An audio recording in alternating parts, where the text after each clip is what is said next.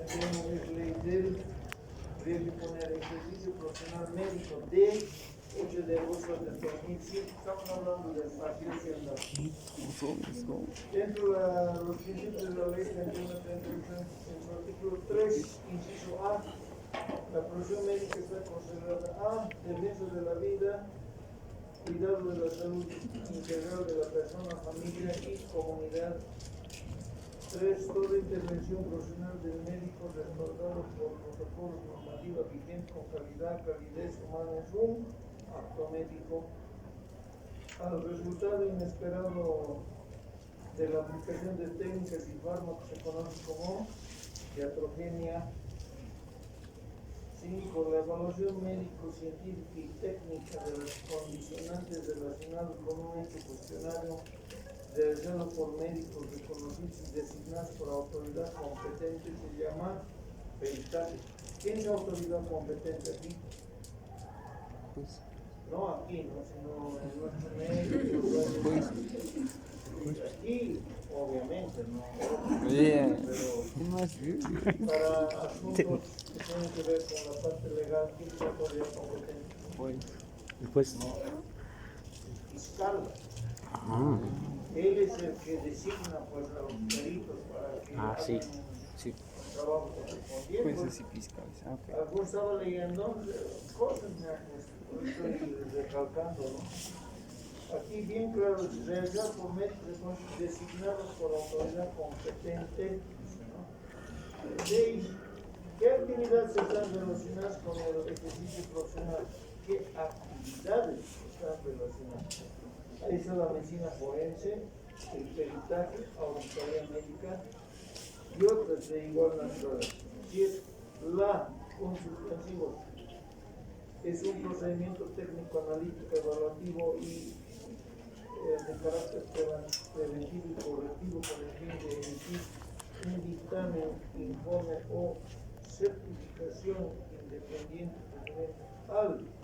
En principio había que poner auditoría médica, ¿no? La auditoría médica es un procedimiento. Posteriormente, cuando dice referente al acto médico y a la gestión de calidad de los servicios. 8. La instancia que regule la relación de conflicto médico-paciente, ocupancia de sus controversias, será el Instituto Médico de Conciliación y Arbitraje. Luego había en la 9 3 definiciones, lo único que había que poner a cuál corresponde qué.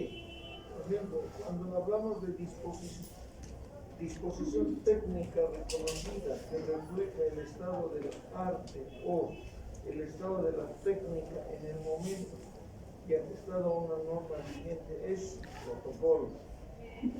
Documento establecido por consenso y aprobado por el Ministerio de Salud implica para el personal del Sistema Nacional de Salud reglas, líneas, directrices, características para sus actividades o resultados que garanticen un nivel óptimo de orden y comparabilidad en un contexto dado es norma. Conjunto de procedimientos consensuados entre prestadores y usuarios en el marco de la interculturalidad en relación a un servicio terminal de salud es guía técnica. 10. Requisitos para la extensión de la matrícula profesional,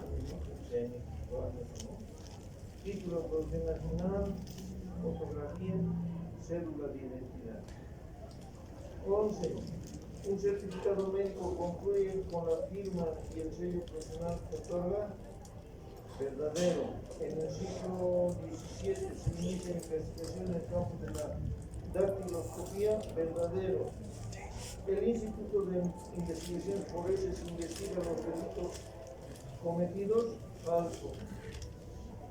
Lo único que da son certificaciones, investiga la policía. Sus respectivos reparticiones.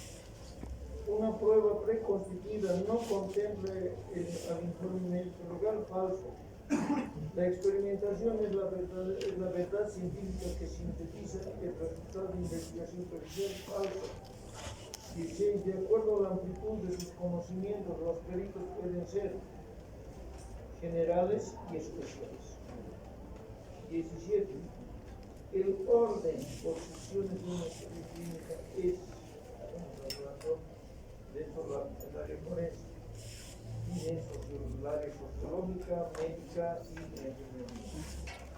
En medicina legal se considera los diagnósticos presuntivos, luego diferencial y finalmente definitivos.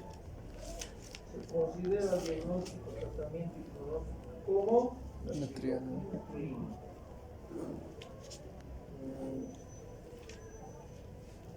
20. Para la valoración de una prueba, si el juez actúa de acuerdo a su sana crítica racional, apreciando las pruebas conforme a las reglas de la lógica, de la psicología y de la experiencia común, está usando el sistema de la libre confesión. 21. Toda alteración anatómico-funcional de una persona cause otra sin ánimo de matarla mediante el empleo de una fuerza exterior es lesión.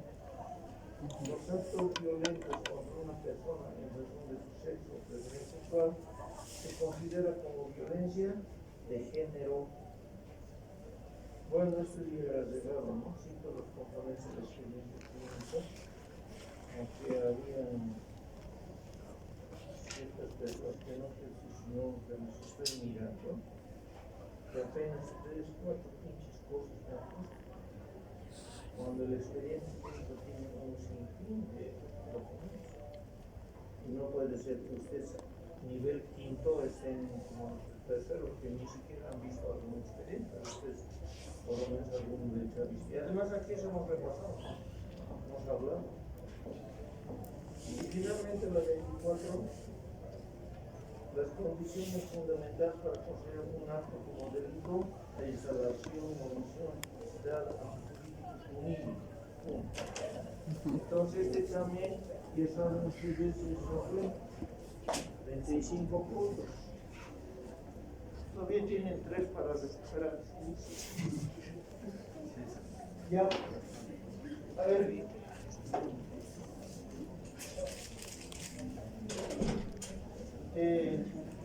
Cuando hablamos de este tema, hay muchas cuestiones que se nos vienen a la cabeza, principalmente pensar en los grandes criminales aquí que tenemos dentro de nuestro medio, en el exterior, obviamente en algunos otros países con mucha mayor preponderancia, ¿no?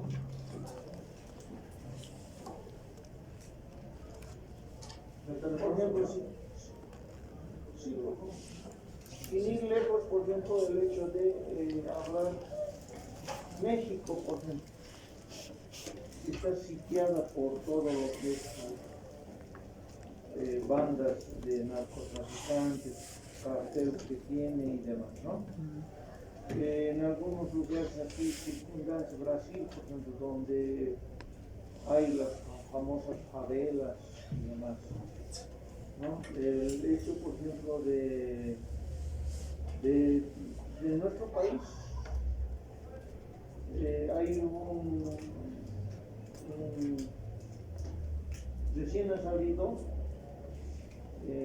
la sentencia para su ex y su nueva pareja de una persona que lo han descuartizado. ¿Saben de quién estamos hablando? De Anaquín, del famoso caso Anaquín. ¿Cuántos años le han dado? 30. Y en la forma como han actuado, terrible, ¿no? Descuartizamiento total. Bueno, espero que estén al tanto también.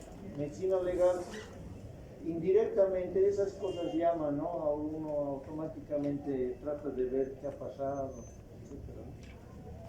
¿Será un acto criminal, por ejemplo, el hecho del accidente que anoche o ayer en la tarde ha sucedido en Villa Copacabana? ¿Qué ha sucedido en Villa Copacabana? Silencio. No sabía, yo vivo en Villa Victoria. ¿Qué ha sucedido en Villa Copacabana? Hecho de tránsito. Creo que es un hecho de tránsito. Claro. ¿Cuántos muertos hay? Uno. ¿Cuántos heridos? 7. ¿En qué estado estaba ese individuo? Estado de piedad. En estado de piedad. No podía controlar y se ha estrellado. Y obviamente todavía mientras no le dan la alcoholemia, porque no sabemos, pese que lo estamos viendo tambaleando, revolcándose en el suelo, etcétera, aparente estado de entidad, porque la prueba no tenemos, pero todavía así se considera. Pero los indicios, las pobres botellas de cerveza rotas, ¿no? Virus, la sangre, está ahí. Todo aquello tiene que ver con este tema también. ¿Sí? Entonces, directamente a veces que les llame la atención también, porque o bien ustedes en algún momento como peritos pueden actuar, o bien pueden actuar en un hospital que ustedes están y les han traído un herido justamente de ese accidente, ¿no? Entonces ustedes, en base a lo que tienen que hacer, en su momento van a actuar. Bien. Hay un término, siempre vemos esto del tema de la criminalística.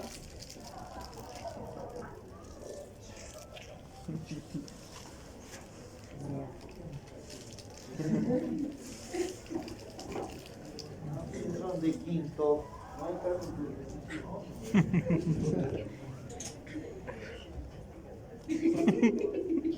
¿Cuándo lo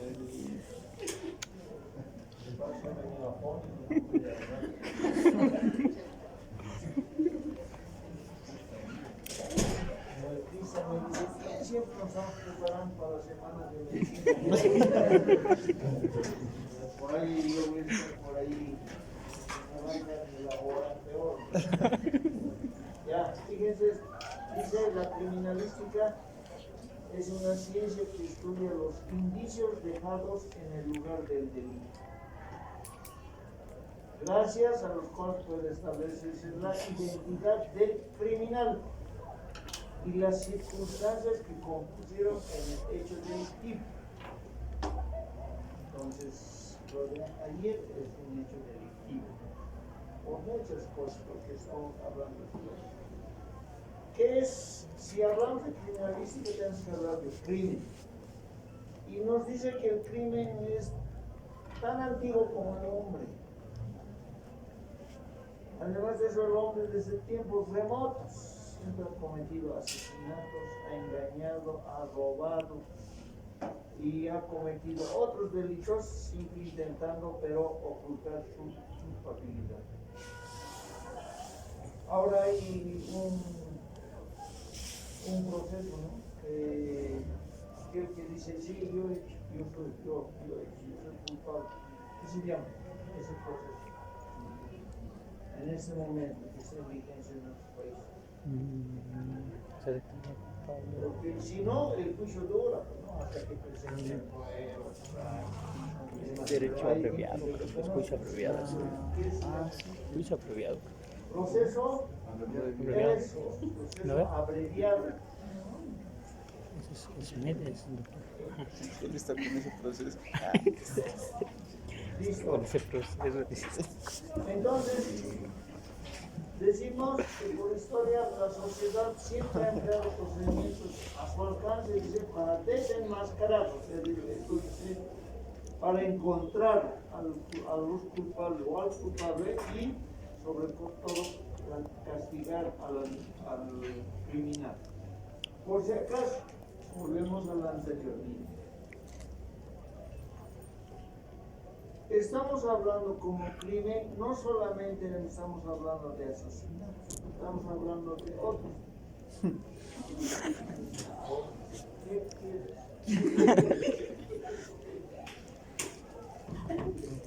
Pase doctor, ¿no?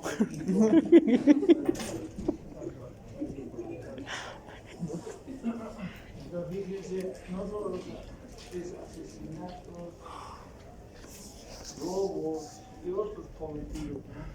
Que existen. De todas maneras, hay que ver aquello, ¿no? Por eso dice para desenmascarar, o sea, para directamente dar con los responsables y fundamentalmente para castigar.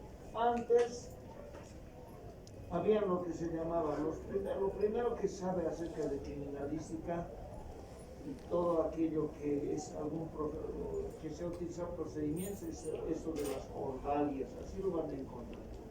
O también le llamaban juicios de Dios, donde los batíamos a fuego o utilizaban hierros candentes y quemábamos en diferentes lugares hasta que declare, hasta que diga sí, yo siempre he hecho. Y obviamente utilizaban también diferentes formas de tormento, y al menos en la época de la Inquisición, ustedes cuando han llevado, estaban en colegio, etcétera, han debido hablar de la Inquisición, cuando las diferentes formas de castigos había, ¿no? Entonces esto que se utiliza precisamente para que alguien confiese lo que es. Y en la actualidad esto obviamente ha evolucionado. El hombre de ciencia, en este caso nosotros, o algunos que se dedican a la medicina forense, presentan indicios. Entonces esto se hace primero una denuncia y luego la aportación de pruebas para llegar a aquello. Entonces, ¿cuál es lo importante de todas estas cosas? Todos aquellos indicios tienen que ser obtenidos en el estudio de la víctima o del procesado mismo también, de la persona que ha sido denunciada y demás, y los que se han encontrado en el lugar del hecho. Eso es importante. ¿Ya? Ahora, dentro de la criminalística es importante hablar de una hipótesis. ¿Se acuerdan cuando en diferentes ramas de la medicina hablaban ustedes de las hipótesis o del valor del manejo de lo que es el método científico y demás?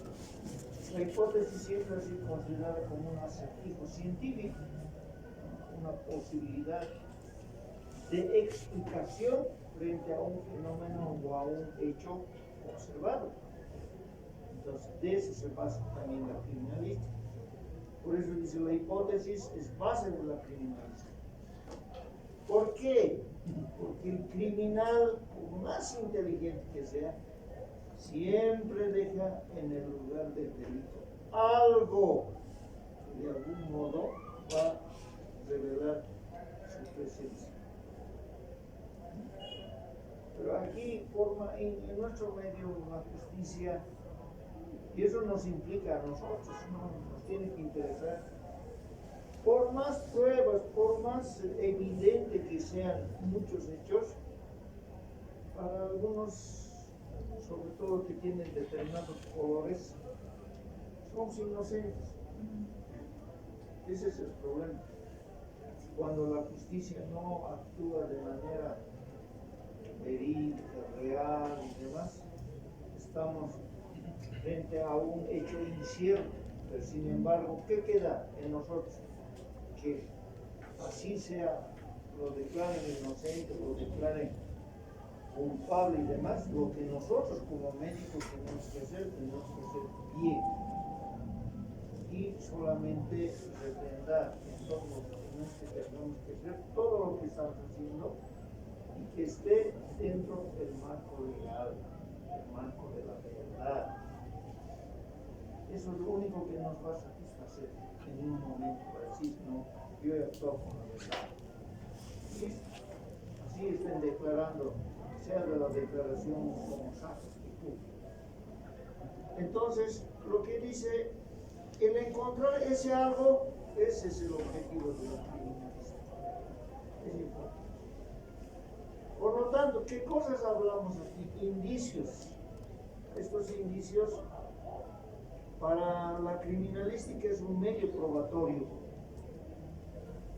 Por eso también al indicio muchos autores le llaman prueba indiciaria.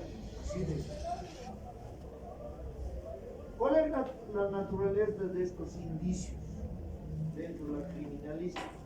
En principio decimos que es variada porque va a exigir en rigor a la concurrencia de especialistas,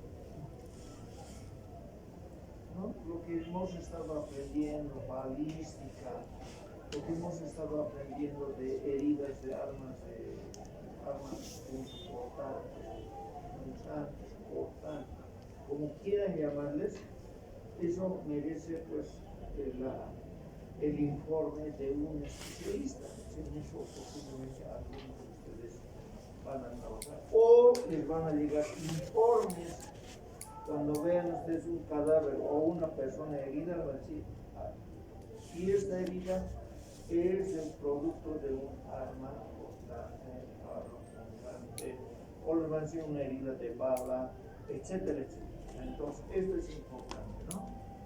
Por lo tanto, el médico, en este caso el médico forense, el médico legista y demás, desempeña un papel fundamental pues, en la investigación.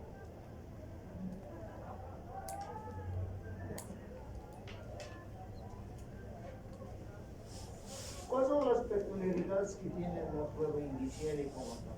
Fundamentalmente, estas dos son bases para que haya esto. No podemos llegar a estos dos últimos sin haber pasado eso.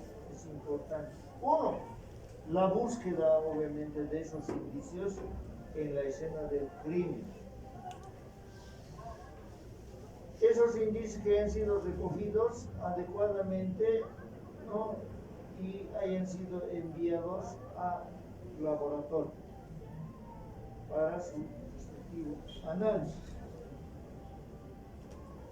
Los exámenes analíticos, o sea, de todo lo que se ha enviado a este laboratorio, los exámenes analíticos y su interpretación deben ser realizadas recientemente y siempre esto en pos de lo que es real. Y en base a toda esta interpretación se elaborará pues un informe pericial, la cual coadyuvará a que haya una defensa ante los tribunales. O sea, nosotros no vamos a ir obviamente a defender a nadie. Lo que nosotros hacemos es emitir un informe. Los que defenderán serán los abogados en base a los informes que nosotros estamos. Digo nosotros, porque estoy pensando tal vez que todos ustedes van a ser médicos forenses, yo sé que no, pero por ahí o ustedes u otros compañeros u otros profesionales. Pero seamos forenses, seamos o cualquier de otro tipo de especialidad, todos somos médicos. Tenemos que pensar también en eso.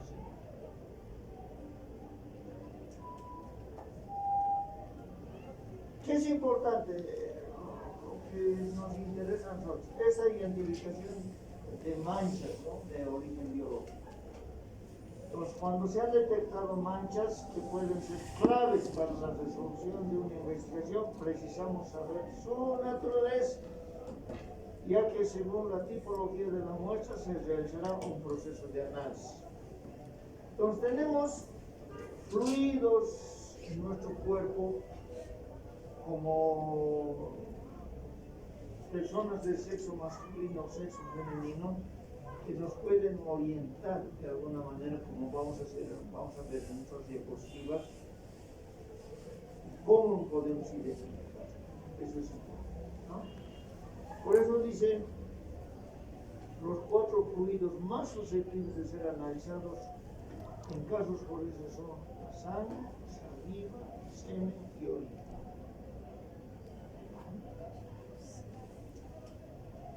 En la sangre, respecto a la sangre, encontrar una mancha roja no siempre pues es una mancha de sangre, para empezar.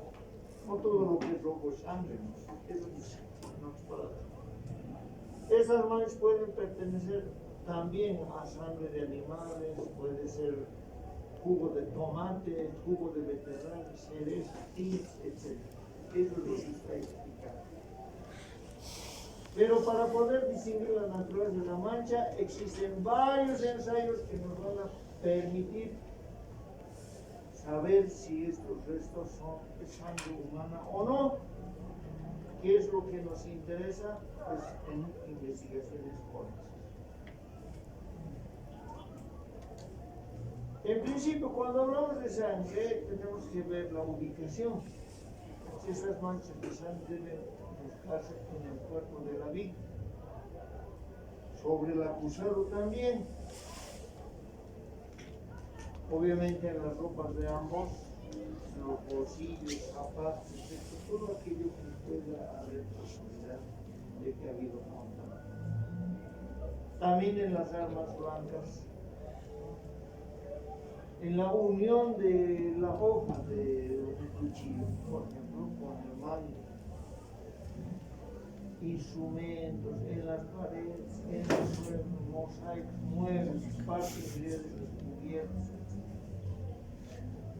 Esto de las cubiertas aquí, esto es de realidad. Partes de las cubiertas. ¿Qué colocamos en el piso? Todo. En personas dice la sangre desecada debajo de las uñas, también en el pelo también es muy importante.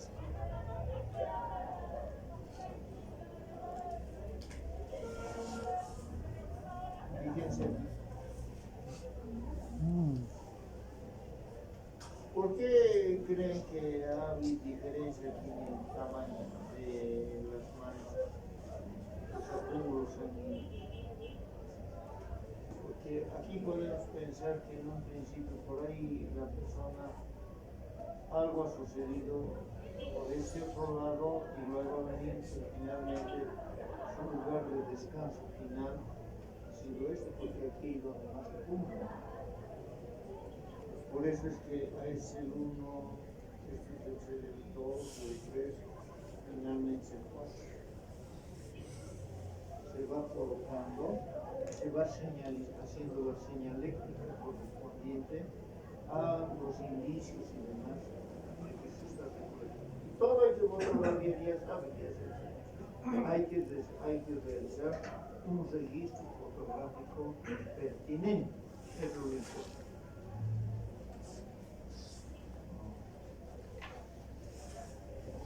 Entonces, miren, es importante hablar de la morfología.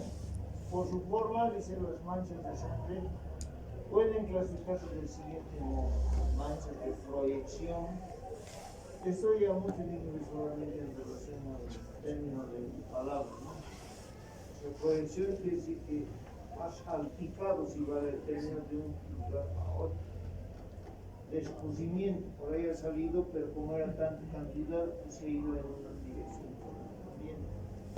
Manchas de contacto, manchas de contacto, de impregnación, manchas de limpieza, etc. Se dice en esta ropa. Diferentes tipos de manchas. Esta necesariamente tiene que haber sido de contacto, pero esto puede ser de impregnación o de limpieza.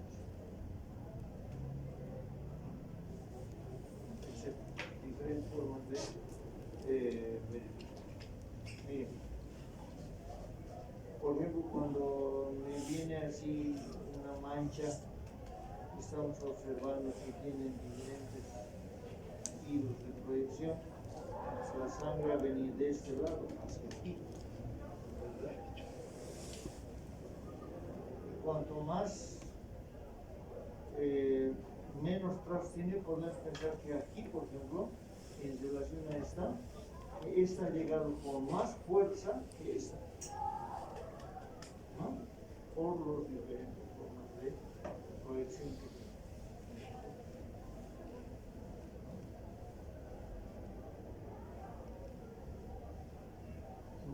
Todo aquello que suceda.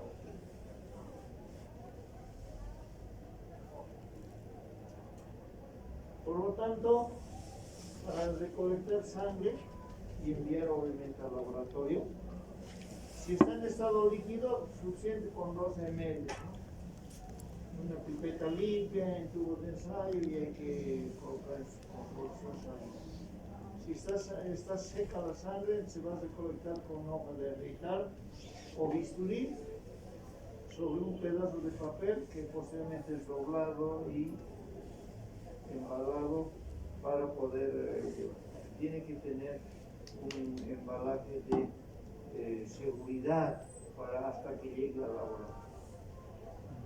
Si obviamente está en ropas, la sangre, esta tiene que ser secada, pero a temperatura ambiente, sin el sol, temperatura ambiente. Y una vez que se ha secado, entonces igual podemos recolectar, si se puede, con una hoja de dental, etcétera, y podemos posteriormente estudiar. Si está esa sangre en objetos, hay que llevar todo el objeto completo. Si es muy grande el objeto, habrá que cortar algo especial, tampoco nos va a llevar todo el ropero. Pero sin embargo, cuando hay objetos pequeños, todo entonces, ¿no? Y hay que anotar localización, fotografiar la mancha, etc. ¿Qué estudio se debe consignar cuando se trata de sangre? ¿Qué es lo que más nos llama la atención, a lo que más le damos interés? Yo estoy recalcando algunas cosas, ¿no? Habrá que preguntar, ¿se trata de una mancha de sangre? Y ya nos dicen, no, porque todo puede ser líquido de otra cosa, ¿no? ¿De qué especie de animales? ¿Será de los racionales como nosotros? ¿Será de los animales irracionales? ¿Es sangre humana? ¿A qué grupo pertenece? ¿Qué edad tiene la mancha? No sé, es una hora de ayer, ¿no? De mediodía, etc. ¿De qué región orgánica procede? Porque la sangre puede ser sangre menstrual, sangre genital porque ha habido una violación, puede ser sangre genital porque se ha producido un parto, será una hemoptisis, será hematemesis, será melena, etc.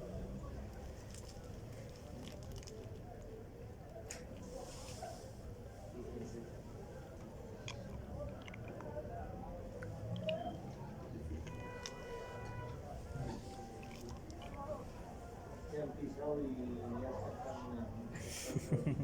pruebas más bien de seguir, ¿dónde ir? Es importante la realización de la prueba de luminosis.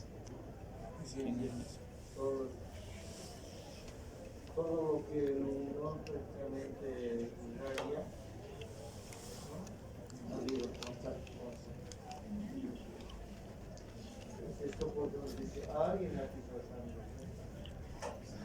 Y con eso sí podemos ver tipo de calzado y ir buscando, ¿no?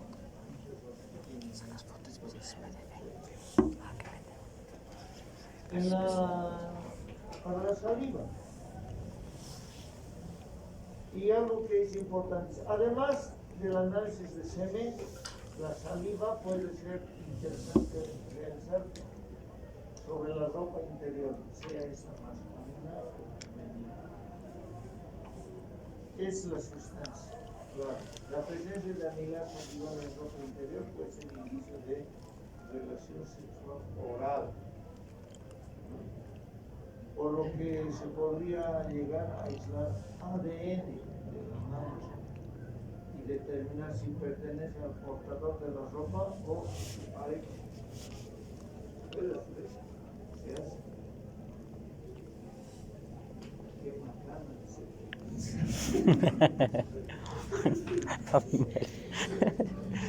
Ese Abimael. En casos de supuestas agresiones sexuales o infidelidades, es interesante detenerse una mancha encontrada en ropa interior masculina, femenina o en cualquier tipo de soporte que pertenece a sexo. En algunos casos nos daremos cuenta por el color, en otros nos daremos cuenta porque si se ha secado esto, por la consistencia que deja en ese área y demás, se puede hacer esto. ¿Qué es importante en relación al semen? Fíjese. En el laboratorio se analiza la presencia del antígeno específico de próstata, PSA,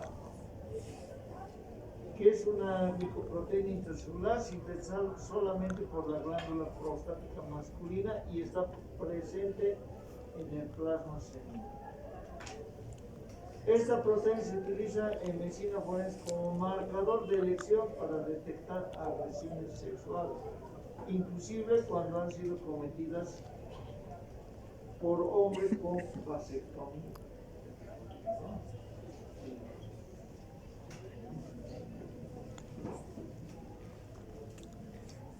La orina, ese laboratorio puede detectar la presencia de orina en una prenda o en un soporte como tal. Cuando la cantidad de orina es suficiente, se puede establecer el perfil genético y posteriormente cotejarlo con todos los de las personas sospechadas. Por eso cuando hay indicios de violación, etc., todo el área circundante al área genital y demás, vamos a ver más posteriormente en otro tema, en violaciones, por ejemplo, todo lo que es el área genital, el área paragenital, fundamentalmente, de todos los lugares que posiblemente podía haber habido contacto, acceso y demás, se va recortando todo tipo de muestras que se va detectando, ¿no? Orina, saliva, semen.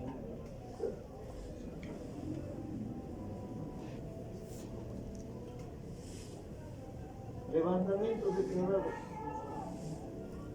diferentes, que uno esté, por ejemplo, una zona realizada que tenga proximidad de agua, que sea agua de tubo normal o agua estancada, ¿no? O en un lugar totalmente seco, etc.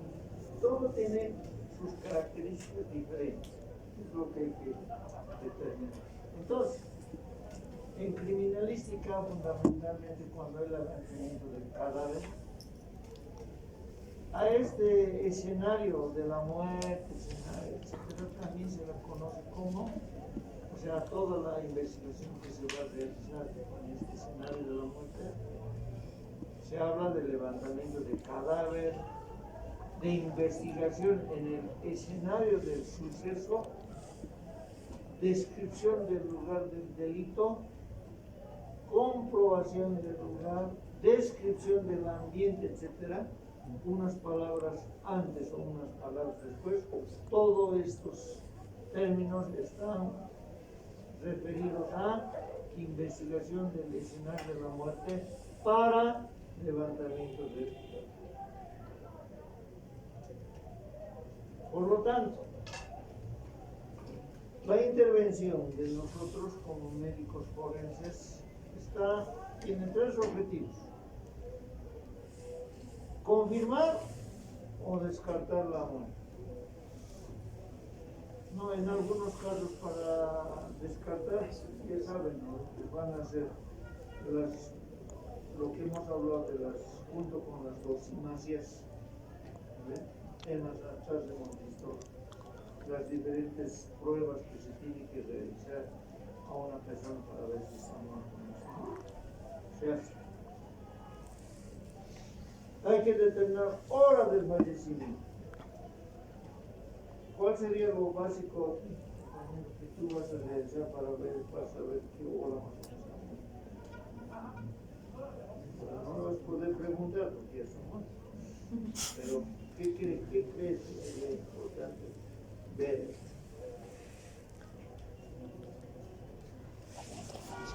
O determinar para ver más o menos qué hora más o menos. Lo primero, ¿quién sabe?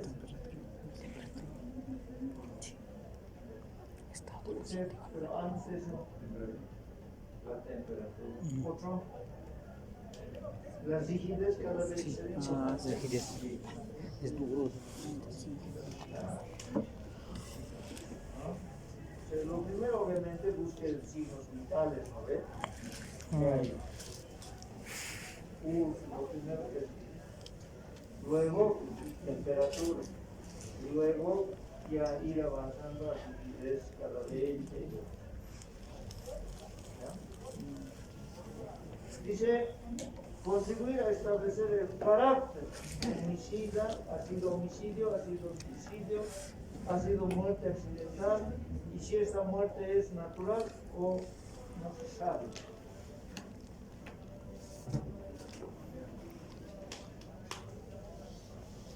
En el levantamiento de cadáver para cumplir los objetivos, el médico, en este caso médico forense, deberá realizar los siguientes procedimientos. Esto obviamente no siempre es el médico forense como tal, ¿no? Cuando está alguien en la calle, está muerto, van a llevar cualquier médico precisamente para que se identifique, ¿no? ¿Verdad? Pero en algunos casos de investigación y demás, por ahí hay posibilidad de llevar médico forense. Sin embargo, por eso dice de forma general, el médico debe realizar los siguientes procedimientos: examen externo del cadáver, ya hemos dicho, examen de las ropas del mismo, inspección del lugar y alrededores, qué circunstancias, dónde está de cúbito ventral, lateral, está suspendido, tantas cosas que se tienen que ver. Y también tiene que haber recolección de información que posean investigadores, familiares, amigos, compañeros, vecinos, curiosos, todos aquellos que nos puedan dar datos acerca de las características, cómo ha muerto, etc. Entonces, cuando se ve el examen, ¿cómo se realiza el examen externo del cadáver? Hay que buscarlo, como he dicho, fenómenos cadavéricos o signos de muerte, lo que hemos dicho hace rato, ¿no? Hay que hacer diagnósticos de intervalo post-mortem, lo que también está enfriamientos, eso que tiene que ver con la rigidez, las livideces, hay que realizar diagnóstico de la manera de muerte. ¿Cómo nos vamos a dar cuenta? Por la actitud y posición del cuerpo, tipo y localización de traumatismos, tipo, localización y características de las manchas, si es que hay, tipo, localización y características de alguna flora y fauna y otros hechos que puedan ayudar a verlo. Por ejemplo, si estamos ahí encontramos un cadáver en un lugar como este, todo madera, pero entre sus ropas hay restos de plantas, pastos y demás. Tienes que pensar que lo han traído